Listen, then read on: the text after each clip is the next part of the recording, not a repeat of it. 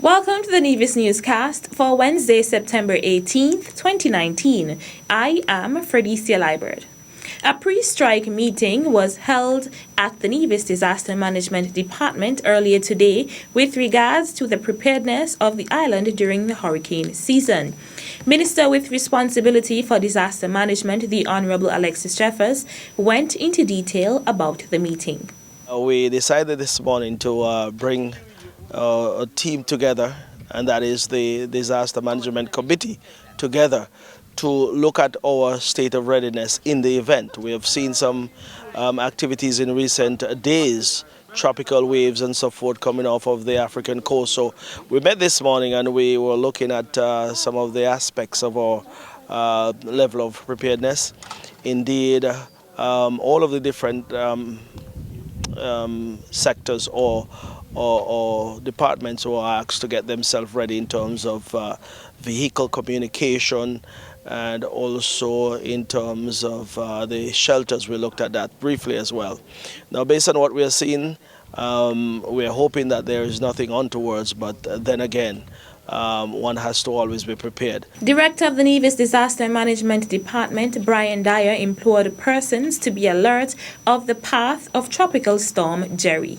In the Atlantic at this time, we have Tropical Storm Jerry, who is approaching the northern Leeward Islands, and it is expected to strengthen into a Category 1 hurricane as it approaches the island chain on Thursday evening and Friday morning. We continue to monitor it. The Met Office will issue hurricane watches and warnings later today, as early probably at 11 p.m. this evening, as we go into our holiday tomorrow, celebrating our 36th anniversary of independence. We would encourage persons to continue to monitor the radio stations and information disseminated from the St. Kitts Met services, as well as the Antigua Meteorological Services and the disaster management entities both on St. Kitts and on Nevis. Director of the Nevis Disaster Management Department, Brian Dyer. Sir Kennedy Simmons, the only living national hero, was present at the Charlestown Primary School today, Wednesday, September 18th, as the featured speaker for the school's Independence Patriotic Program. Sir Kennedy Simmons was amongst Deputy Governor General, Her Honor Hailita Liburd, Premier of Nevis, the Honorable Mark Brantley, and the Honorable Spencer Brand, as well as officials from the Ministry of Education.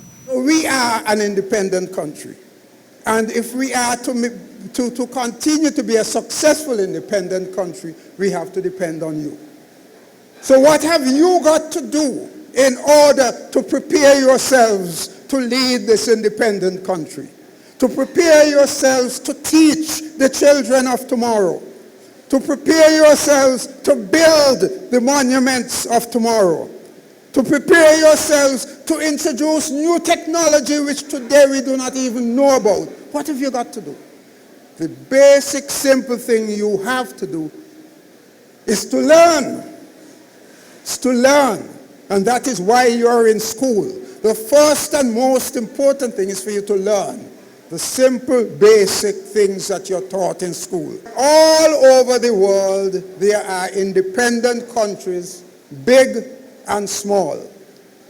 We are the smallest, but we are one of the best. We are beautiful, but we are not one of the best just because we have nice mountains or nice water. But we are one of the best because of the people who make St. Kitts and Nevis the best. It was difficult in the early days for us to become independent. You see 5 national heroes here. 3 of them worked tirelessly in order to bring us to independence. Songs, dances, and poems from students and teachers were part of the morning's event, which was held under the theme Unify, Transform, Enrich, Uplifting Communities for Independence 36. Sir Kennedy Simmons served as Premier of St. Kitts and Nevis from February 1980 until independence was gained from Britain on September 19, 1983, when he became the first Prime Minister of St. Kitts and Nevis, serving until 1995. St. Kitts and Nevis will celebrate 36 years of independence on Thursday, September 19, 2019. Prime Minister the Honorable Dr. Timothy Harris announced during the Tuesday, September 17th sitting of the National Assembly that the government of St. Kitts and Nevis has approved financial aid to the Commonwealth of Bahamas to assist in the ongoing recovery and relief efforts following the devastation left in the aftermath of Hurricane Dorian. As part of an OECS authority response to the devastation of the islands of Abaco and Grand Bahama, and in keeping with the preference of the government of the Commonwealth of Bahamas for financial assistance, the Cabinet met on Monday, September 16th, and approved the donation of $100,000 to the Commonwealth of Bahamas as a first tranche of support to assist them with their recovery efforts, the Honorable Prime Minister said while making a presentation under the section statements by ministers on the order paper for the sitting of the National Assembly. Additionally, Prime Minister Harris indicated that the Royal St. Christopher and Nevis Police Force will dispatch a number of its officers to the Bahamas.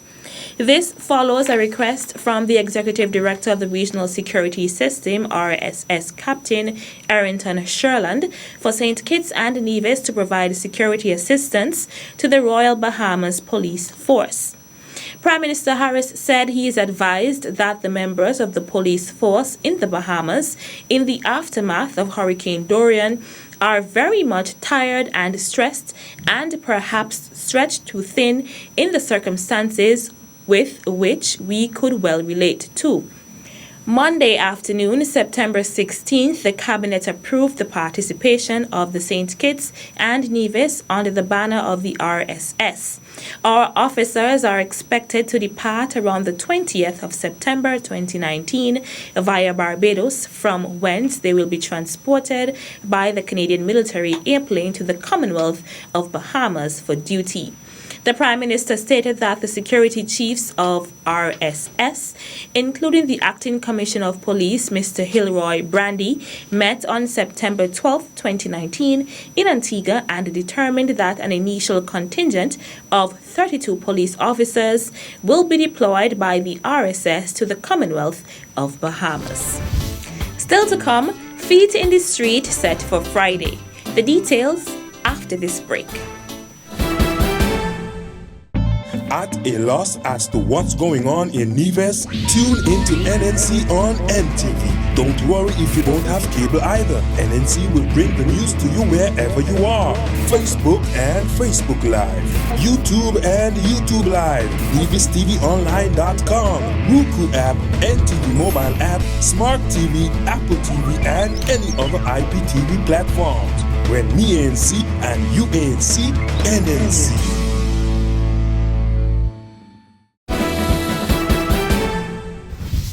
Welcome back.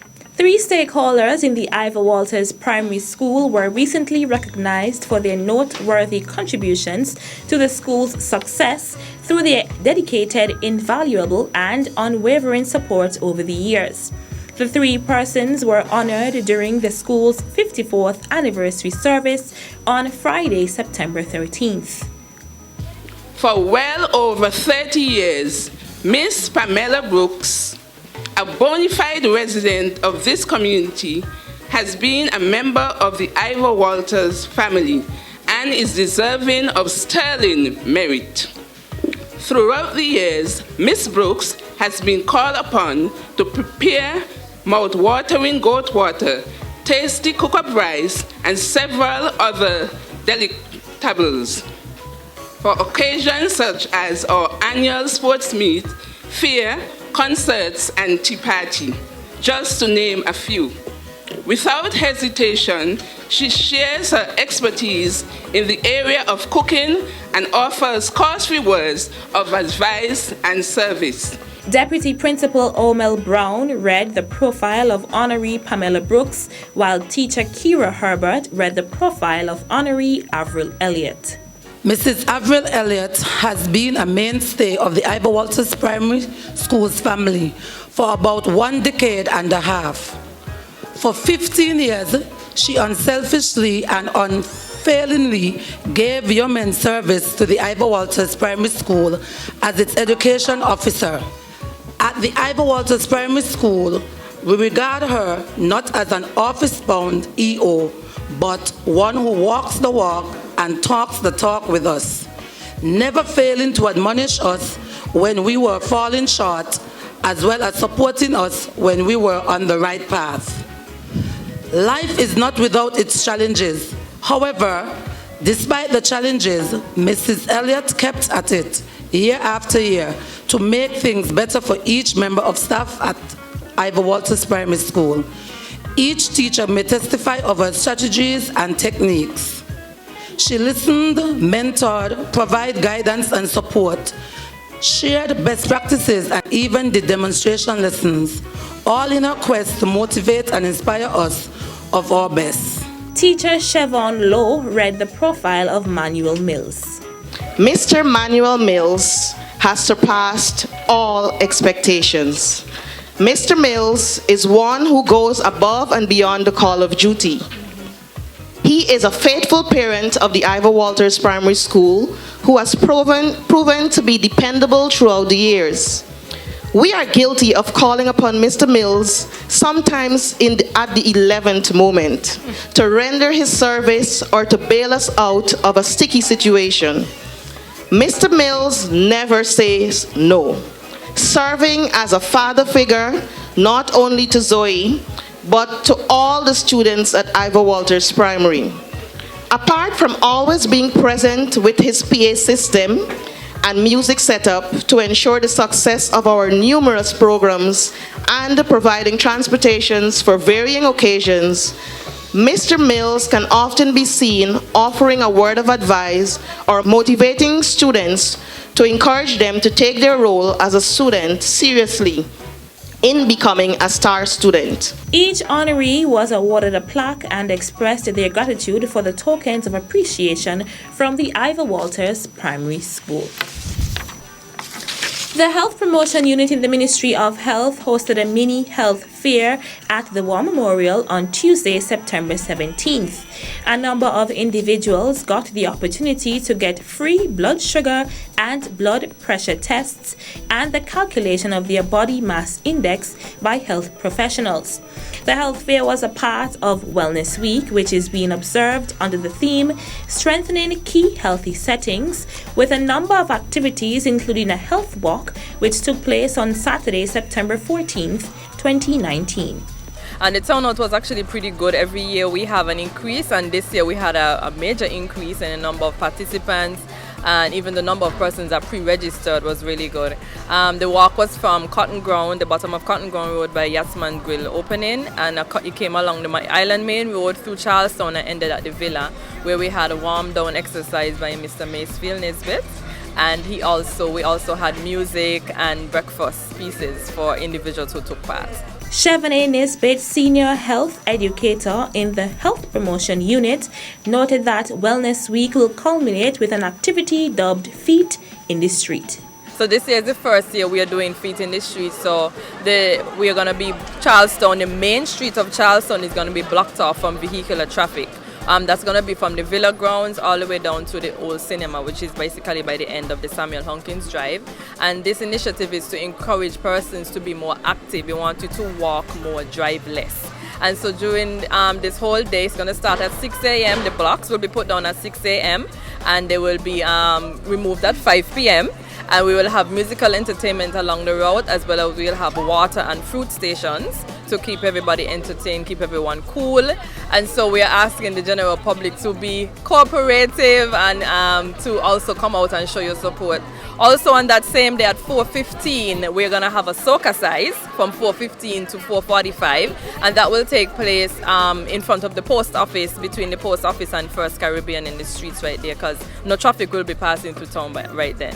So that is our last activity, and it's the biggest activity that we are having. Nisbet also expressed gratitude to the various sponsors of Wellness Week.